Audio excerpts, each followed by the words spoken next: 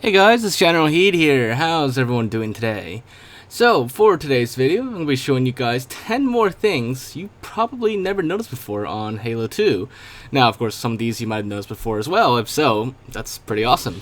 But for the rest of you, I'll be showing you guys 10 different things that you might not have seen before. So, these aren't going to be in any particular order, so we'll just get right into it, starting with the first one, which is the pillars from the mission High Charity are on the mission The Great Journey outside the map. So to see these pillars, and I'm talking about like those floating pillars, there might be like a different name for them, but I just call them pillars. It's those ones that, like, you know, are anti-gravity and like floating around and kind of rotating on High Charity, and then if you blow them up, they collapse down. I think you know what I'm talking about. But basically, to see those pillars, you just need to get to near the end of the mission The Great Journey before you go into the control room, and just use like a Spectre or a Ghost or even a Wraith and boost up the mountain here and come up to the left side here. And once you're up on the ledge here, you should be good. And make sure you have a beam rifle as well. I should have mentioned that first. But just use your beam rifle and scope in all the way out here in the distance. And right there in that general spot, you will see two little objects there, and these are destroyed pillars from the mission High Charity, and they are all the way really far out of the map. You can't actually reach them with like a Banshee or anything. You can only see them with a beam rifle. But you know, for some reason on this map, even though like High Charity is not on here, they're actually out there. It could be used for the cutscene at the end of the mission after the credits, where you see Cortana on High Charity again, but I doubt it. But you know, it could very well be. But if you switch to anniversary graphics, those pillars are gone. Instead, it's like a little piece of land out there. Strangely enough. But anyways, let's use a mod to get closer, so you could see these pillars up close. It's not as clear on the original Xbox version compared to MCC, but you should still be able to make out enough details to see like what these are up close.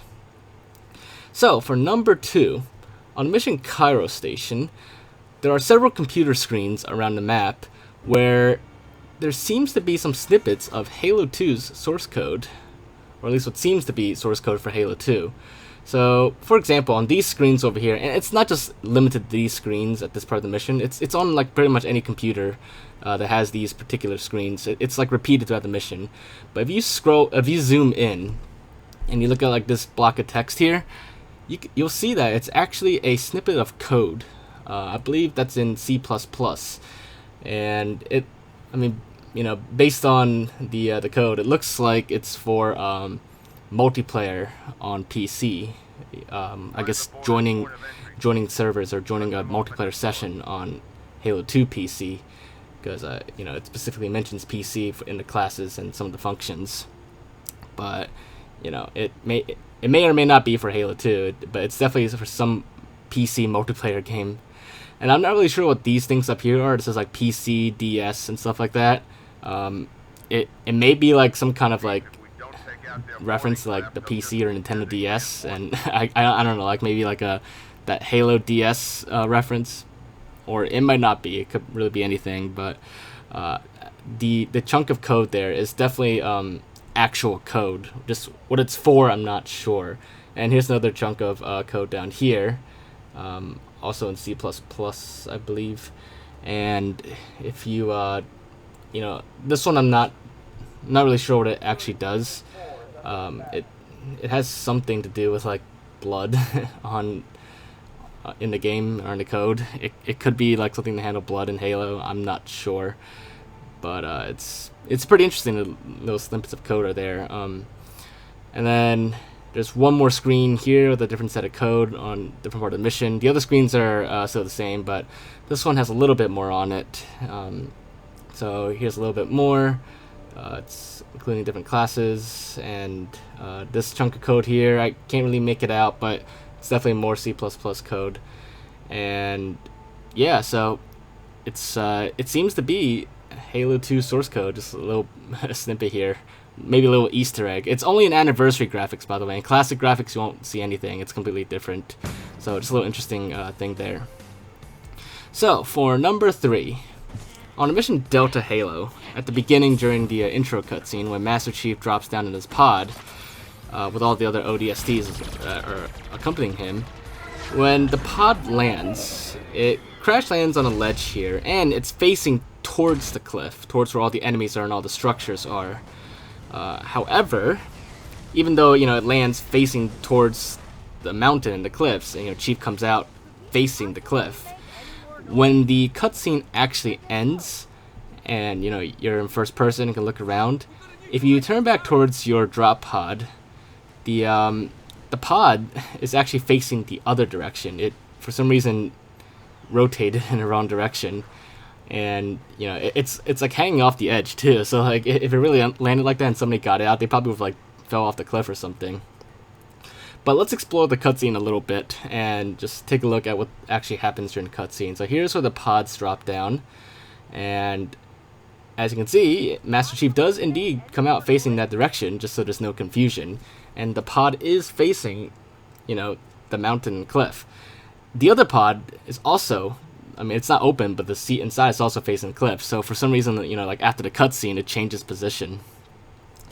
Alright, so for number 4, this one's actually kind of debatable. I've had a few people like point this out to me, and I don't know, it kind of like, I kind of agree with them and I kind of don't.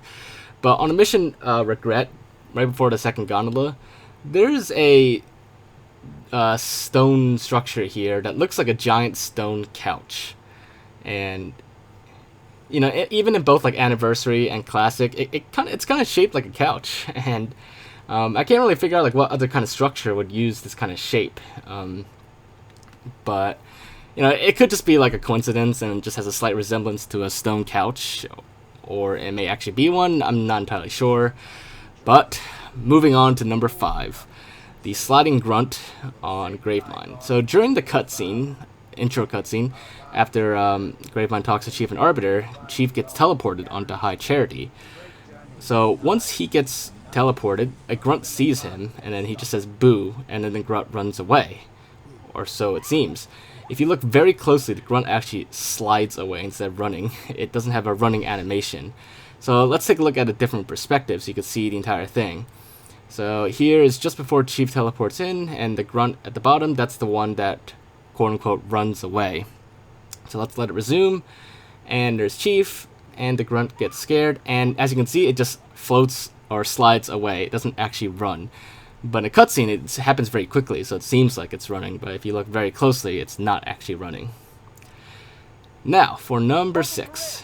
This one is a little fun one you could do to mess with the Scarab's beam on the mission Metropolis towards the part where it blows up the Scorpion tank.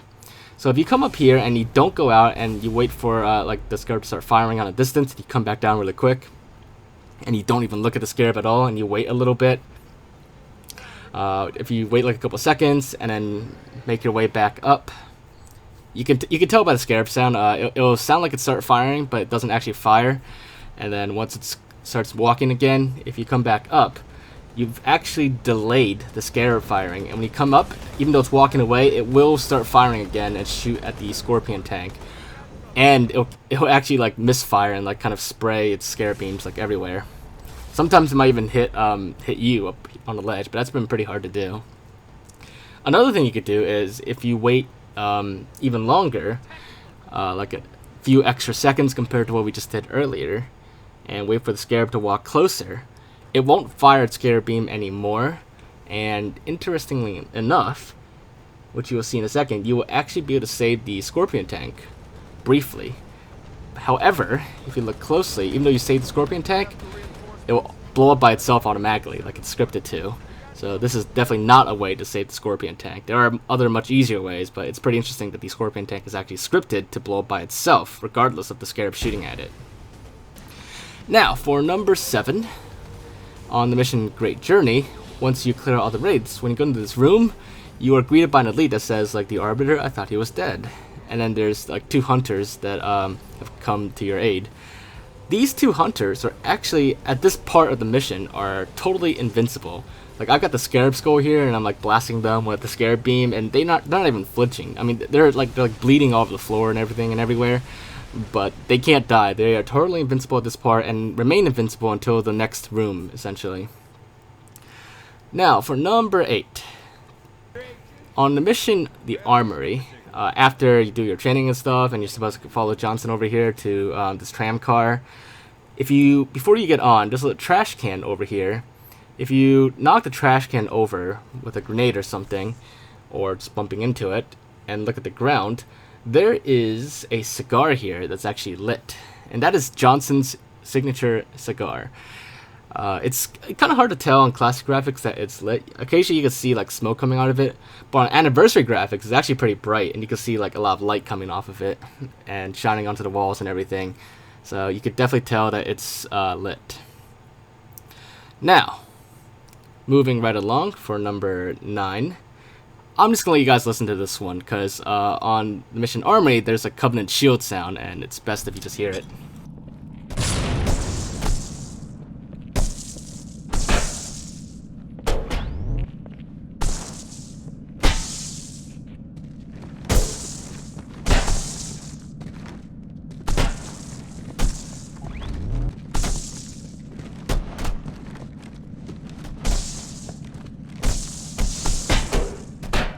Alright, so as you've just heard, that when a trash can like impacts certain surfaces on this part of the mission, it makes a sound that only Covenant shields make, and Forerunner shields, I believe. But here's a little comparison.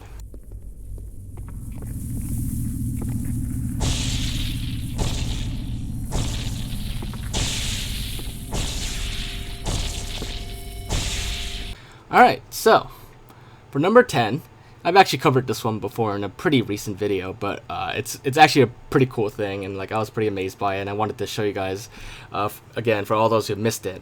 So for those of you who have been keeping up with my recent videos, you've definitely seen this or probably noticed this already by now. But for those of you who haven't seen it, on a mission, the Arbiter, the Sentinels, as well as the Sentinels on the next mission, the Oracle, if you look closely, these Sentinels, they are actually different than the Sentinels on later missions where you're on a different Halo ring.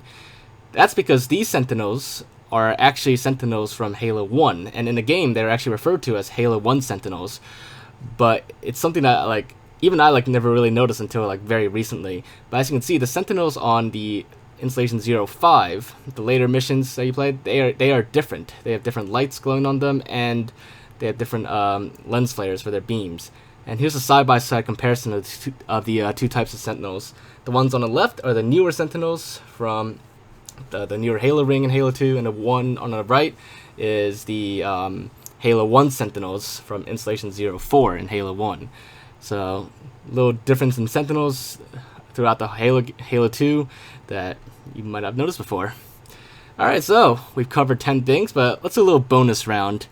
I wanted to cover this one as well, because even though I've done these before, a lot of people haven't seen it, and I figured it's pretty interesting to include in this video. So if you've seen it before, then, feel free to watch it again, or skip the bonus round, up to you. But anyways, on a mission Uprising at the beginning, you notice that in the distance there's a brute shot that fires in the distance, and a brute plasma rifle that fires in the distance. If you launch closely or fly closely, you'll notice that it's a floating brute plasma rifle shooting. Likewise, if you fly closely as well, the brute shot that fires is also a floating brute shot here. Now, the brute shot spawns a lot quicker and despawns a lot quicker, so we had to use mods at the time to get closer. But as you can see, that's the brute shot there. It fires 2 shots and quickly disappears. Now, on the mission Outskirts, when you enter this hallway here in the distance, you also see plasma rifles firing in the distance. And shortly after, elites come by, and you would rightly assume that it's elites that were firing the plasma rifle in the distance. However, if you grenade launch over there, or you can mod as well, but if you grenade launch over there and fly there using Sputnik Skull and Feather Skull or something like that, you'll notice that it's also a floating plasma rifle here that's shooting the shots, whereas the actual elites spawned back here and don't actually fire yet. So it's a little camera trick there. But yeah, so there you guys have it. That is 10 things you probably never noticed in Halo 2, as well as a few bonus things that I've covered before in the past, but figured it'd be cool to show them again. But yeah, so hopefully you guys did enjoy this video, and if you did, make sure to leave a like. Leave your thoughts in the comments if you want to see more stuff like this in the future, or anything else I missed, or that you think that people hadn't noticed before. Feel free to let me know in the comments, and definitely do my best to look into it in the future. But other than that, if you haven't already, make sure to subscribe, and I will see you all next time. Bye guys!